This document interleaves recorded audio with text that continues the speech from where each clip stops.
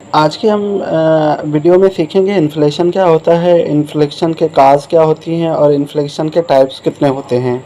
ठीक है, तो सबसे पहले इन्फ्लेशन को हम समझने की कोशिश करते हैं। इन्फ्लेशन क्या होता है? इन्फ्लेशन कहते हैं अफराते ज़र को। ठीक है, अफराते ज़र, महंगाई, या इसमें क्या होता है कि चीज़ों की जो कीमतें हैं वो बढ़ जाती हैं। मिसाल के तौर पर पहले हमारे मिल्क पैक की जो कीमत थी वो 45 रुपये जो है 250 ml का पैकेट आता था 45 रुपये का, लेकिन अब उसकी कीमत जो है 75 रुपीज़ हो गई है। तो ये क्या हुआ? इन्फ्लेशन है कि ये टाइप है, यानी जब कीमतें बढ़ जाती हैं ना और चीज़ें जो है क़ुव्वत ख़रीद से बाहर होने लगती हैं, तो इसको हम क्या कहते हैं? इन्फ्लेशन कहते हैं। ठीक है, और मिसाल के तौर पर जैसे हमारे पास रियो बिस्किट था या बिग फिन्स के जितने बिस्किट थे, पहले जो पैकेट हमें 20 रुपये का मिलता था, अब वो हमें 40 रुपये का मिल रहा है। तो इससे क्या मुराद है कि मुल्क में इन्फ्लेशन का जो रेट है वो बहुत हाई हो रहा है, यानी कीमतें आसमान से बातें कर रही हैं। Okay, inflation refers to substantial and rapid increase in the general price level, यानी जब प्राइस लेवल जो है वो तेज़ी से बढ़े। ठीक है, तो इसको हम क्या कहते हैं? इन्फ्लेशन कहते हैं। It cause decline in purchasing power and value of money. इसमें क्या होता है कि आपकी जो मनी होती है, जो पैसे होते हैं, उनकी वैल्यू जो है वो कम हो रही होती है। According to Crowther, inflation is a state in which the value of money is falling and price are rising, यानी इसमें क्या होता है कि आपके जो पैसा है उसकी कीमत क्या होती है? वो कम होती जाती है, और जो चीज़ें हैं, जो गुड्स हैं, अशिया है और सर्विस है, उसकी कीमत जो है वो ज़्यादा होने लगती है। ओके, सबसे पहले इसको बात करते हैं कि ये वजह क्या है जिसकी वजह से जो है वो इन्फ्लेशन आता है।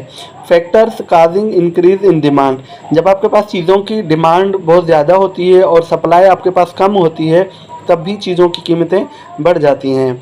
उसके बाद है इंक्रीज़ इन पब्लिक एक्सपेंडिचर, जब गवर्नमेंट बजट वगैरह अनाउंस करती है, ठीक है, और मुल्क में पैसा खर्च करती है इंफ्रास्ट्रक्चर के नाम पे, हॉस्पिटल्स के नाम पे, एजुकेशन के नाम पे, डैम्स बनाती है या रेलवेज़ बनाती है या फ्लाईओवर्स वगैरह बनाती है, तब भी वो बहुत बड़े पैमाने पे पैसा खर्च करती है और लोगों के पास पैसा आता है और लोग भी पैसा खर्च करते हैं। तो इससे क्या होता है कि डिमांड बढ़ जाती है, और डिमांड बढ़ जाने से कीमतें बढ़ जाती हैं। उसके बाद है इंक्रीज़ इन प्राइवेट एक्सपेंडिचर, जब प्राइवेट कंपनियां भी बहुत सारा पैसा खर्च करती हैं, लोगों को सैलरियाँ देती हैं, लोगों को जो है वो पैसे देती हैं बोनस की मद में, ठीक है, रिवॉर्ड की मद में, मॉनेटरी रिवॉर्ड की मद में, तब भी क्या है? कीमतें बढ़ जाती हैं।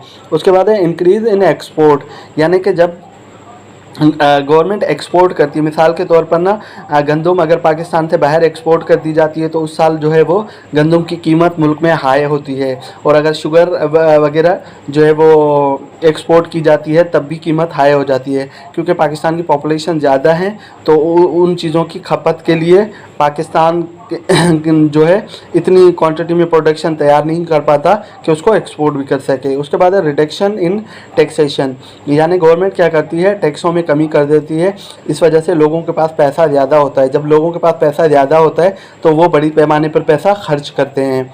तो ये भी एक जो है वो वजह है किसका? इन्फ्लेशन का। उसके बाद है रीपेमेंट ऑफ पब्लिक डेबिट, जब गवर्नमेंट उनको इंटरेस्ट की मद में, पेंशन की मद में, रिटायरमेंट की मद में पब्लिक को बहुत ज़्यादा पैसा देती है और पब्लिक वो पैसा बाकी में खर्च करते हैं, तब भी इन्फ्लेशन का बहुत ज़्यादा रेट हाई हो जाता है। रैपिड ग्रोथ ऑफ पॉपुलेशन, आम तौर पर जो जिन ममालिक की आबादी ज़्यादा होती है वहाँ पर इन्फ्लेशन का रेट भी ज़्यादा होता है। Factor causing decrease in supply, और बहुत सारी जो सप्लाई होती हैं वो भी मसला पैदा करती हैं। मिसाल के तौर पर अगर स्टील वगैरह की कीमत बढ़ रही है, जब हम उनसे बात करते हैं तो वो हमें बताते हैं कि हमें रॉ मटेरियल महंगा मिल रहा है, हमें कोयला महंगा मिल रहा है, हमें जो रॉ फॉर्म में जो आयरन है वो महंगा मिल रहा है, इस वजह से हम अपनी कीमतें बढ़ा रहे हैं। उसके बाद है शॉर्टेज ऑफ सप्लाई फैक्टर्स, मिसाल के तौर पर अगर मुल्क में चीनी की कीमत बढ़ जाती है, तो शुगर केन चीनी वगैरह अगर नहीं पैदा कर रही थी, तो हम उनसे पूछते हैं तो वो कहते हैं कि अभी हमारे पास शुगर केन की क्रॉप्स नहीं आई, जिसकी वजह से हमारे पास सप्लाई शॉर्ट है, तो इस वजह से वो अपनी प्रोडक्ट की कीमत जो है वो बढ़ा देती हैं। उसके बाद है होर्डिंग बाय ट्रेडर्स, यानी कि क्या करते हैं ट्रेडर्स, क्या करते हैं ताजिर, क्या करते हैं बहुत सारा जो माल है अपने पास स्टॉक कर लेते हैं। उनको पता होता है कि अगले महीने इसकी कीमत जो है वो बढ़ जाएगी, फिर वो सेल करते हैं, यानी इसको ज़ख़ीरा अंदोज़ी भी कहते हैं।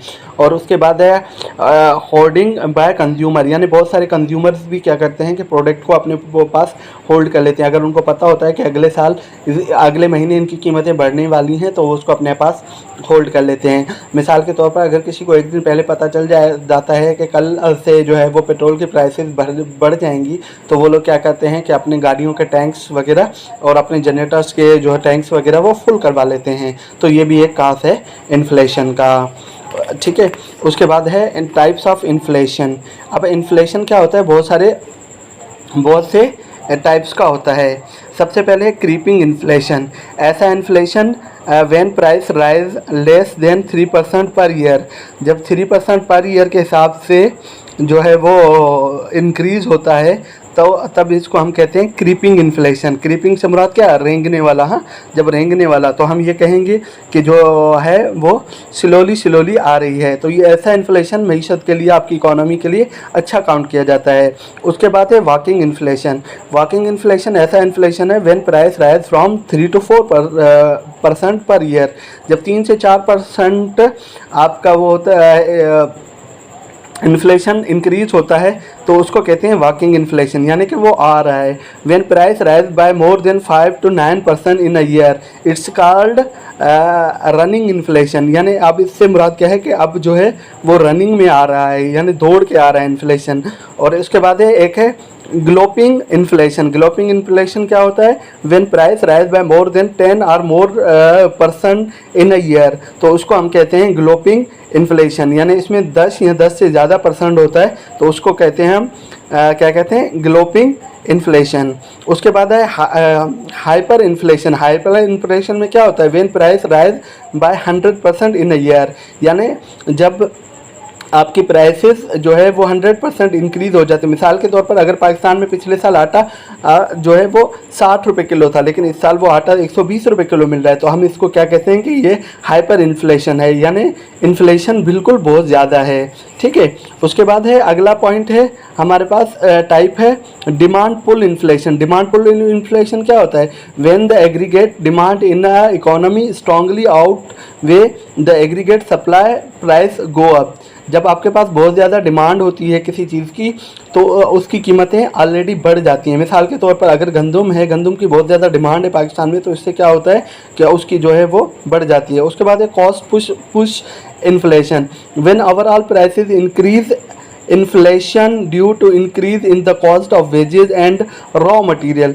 जब बहुत सारी कंपनियां इस वजह से अपनी प्राइस को बढ़ा देती हैं क्योंकि उनको लेबर, सर्विस और जो रॉ मटेरियल है उसकी कीमत हाई हो जाती है, तो उनकी मजबूरी है कि वो उसको बढ़ा दें। मिसाल के तौर पर जैसे बहुत सारी बिस्किट्स कंपनी इस वजह से बिस्किट की कीमत बढ़ा देती हैं कि उनका कहना है कि क्योंकि शुगर, ग्लूकोज और जो आटा है और लेबर फोर्स है उनकी जो है वो प्राइस बढ़ गई है मार्केट में, तो हमारी मजबूरी है कि हम बिस्किट्स की प्राइस को भी बढ़ाएंगे। अच्छा, उसके बाद है स्टैगफ्लेशन। स्टैगफ्लेशन क्या होता है, राइज इन प्राइस, यानी इसमें क्या होता है परसिस्टेंस राइज इन प्राइस, यानी इसमें क्या होता है कि कीमतें बहुत ज़्यादा हो जाती हैं, अनएम्प्लॉयड होती है, नो कंज्यूमर होता है। तो इसमें क्या होता है कि मुल्क में क्या होता है कि कीमतें जो गुड्स होती हैं उनकी कीमतें बहुत ज़्यादा हाई हो जाती हैं, जबकि मुल्क में अनएम्प्लॉयमेंट होती है और वो बहुत ज़्यादा जो है वो कंज्यूमर आ जाते हैं, ठीक है। तो यानी नो कंज्यूमर, यानी कि कोई भी कंज्यूमर नहीं होता, तो उस सूरत में भी जो है इन्फ्लेशन बढ़ जाती है। अच्छा, उसके बाद है डिफ्लेशन। डिफ्लेशन क्या होता है, ये इन्फ्लेशन का बिल्कुल उल्ट होता है। General decline in price for goods and services. इसमें क्या होता है कि आमतौर पर जो है वो गुड्स और सर्विसेज की प्राइसेस जो है वो कम हो जाती हैं। तो मैं आज उम्मीद करता हूँ कि आपको जो है इन्फ्लेशन, उसके कॉज, उसके टाइप्स समझ आए होंगे। Thank you so much.